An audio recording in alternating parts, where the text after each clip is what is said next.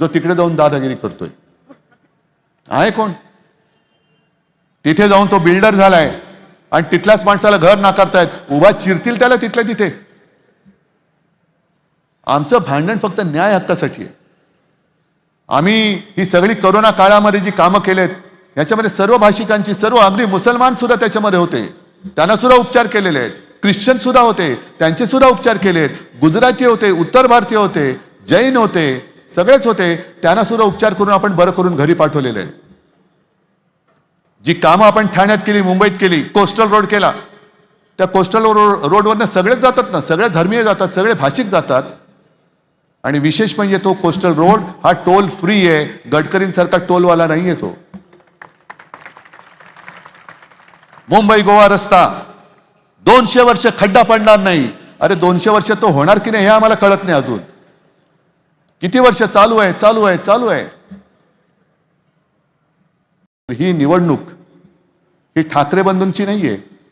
आम्ही असे अनेक विजय सुद्धा मिरवलेले आहेत, पराभव पचवलेले आहेत. आजोबा जेव्हा लढत होते तेव्हा तर ते निवडणुका लढतच नव्हते. शिवसेना प्रमुखांनी कधी निवडणूक नाही लढवली. आमची तळमळ आहे ही तुमच्यासाठी आहे. आज संपूर्ण देशात, संपूर्ण महाराष्ट्रामध्ये कोण यांच्या झुंडशाही विरुद्ध आवाज उठवतोय? काय पडले आम्हाला गरज? पण आम्ही तुम्हाला बांधील आहोत, अदानी किंवा भाजपला बांधील नाही आहोत. आम्ही देशभक्त आहोत, आम्ही महाराष्ट्र भक्त आहोत, आम्ही मोदी भक्त किंवा भाजप भक्त नाही आहोत. होय, आम्ही दिला होता त्यांना पाठिंबा, पण फसगत झाली. मी मागेच म्हटलं की शिवसेनेची 25 वर्ष भाजपा सोबतच्या युतीमध्ये सडली, तेच आज मी पुन्हा बोलतोय. आणि आता तुमचे आयुष्य सडू नये म्हणून आम्ही एकत्र येऊन शिवशक्तीची निर्मिती केलेली आहे. आणि मला अभिमान आहे की सगळ्यांचा एक काळ असतो. काही वेळेला डोळ्यावरती पडदे असतात, काही वेळेला आपल्याला असं वाटतं की अरे हा बरोबर आहे, नंतर कळतं अरे हा तर बरोबर नाही, हा तर भयानक आहे, बकासूर आहे, भस्मासूर आहे.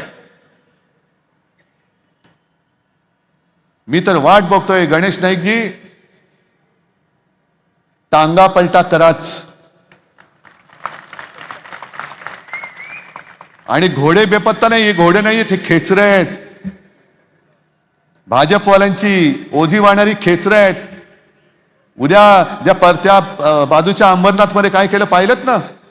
यूज अँड थ्रो वापरलं आणि फेकून दिलं त्यांना. उद्या या मिंदेचं सुद्धा मुंबईत, ठाण्यात सगळीकडे हेच करतील, यूज अँड थ्रो. कारण भाजप हा निर्गुण आहे. ज्या शिवसेना प्रमुखांनी मोदींना वाचवलं, नाहीतर मोदी आज दिसले नसते, त्या शिवसेना प्रमुखांची शिवसेना हे खतम करायला निघालेत. ही यांची औलाद आहे.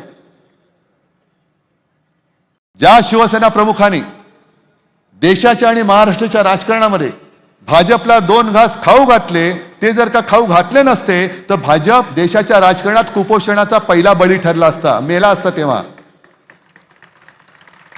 त्याच्यामुळे भाजप कोणाचा नाहीये, गद्दार कोणाचे नाहीये. इथे राहणार आहोत तुम्ही आणि आम्ही. आपली बांधिलकी या मातीशी आहे, त्या मातीला जागा तुम्ही. हे असे गद्दार येतील आणि जातील, पण तुमच्यासाठी लढणारे कोणी येणार नाही. आज आम्ही दोघं उभे आहोत. आज जर का चुकलात तर उद्या म्हणतील लोक, अरे कशासाठी यांच्यासाठी लढायचं, का लढू आम्ही? पण आम्ही हिंमत हारणारे नाही आहोत. ही आज एवढी तोबा गर्दी इकडे दिसते, ही पैसे न देता किंवा पैसे न घेता आलेले लोक आहेत.